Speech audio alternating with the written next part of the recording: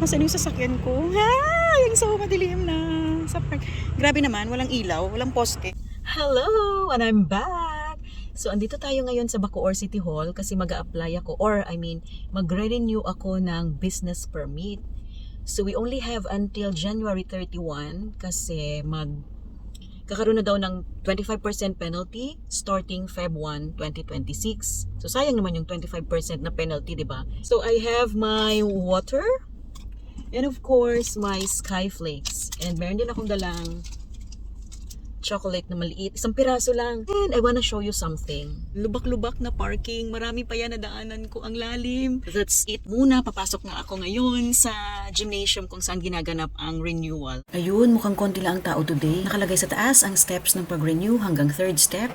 So una, pasa natin yung documents from the previous year. Fill up ng form at ipanotarize.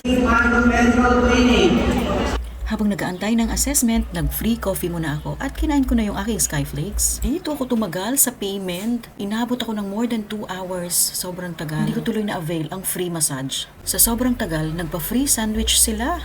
Free sandwich! Ayan, nasa harapan na ako. Thank you, Lord. Push to open.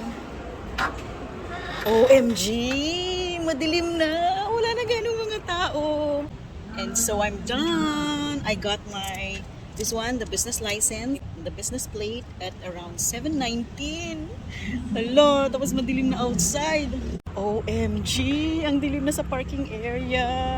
Nasaan yung sasakyan ko? Grabe naman, walang ilaw, walang poste. Tapos lubak pa yung daan. Grabe, natapos din ako sa pag-renew. 11:30, well, let's say 11:30, 12:30, 1:30, 2:30, 3:30, 4:30, 5:30, 6:30, 7:30. Buong araw. 8 hours. Grabe. Kung maliit lang business mo, dapat may ipon ka para sa renewal every year para di magbigat ang isang bagsak na bayarin. Kasi every year, madaming fee ang nadadagdag. Hindi ko talaga mawari kung paano kinumpute ang solid waste management fee. Ano ang basihan?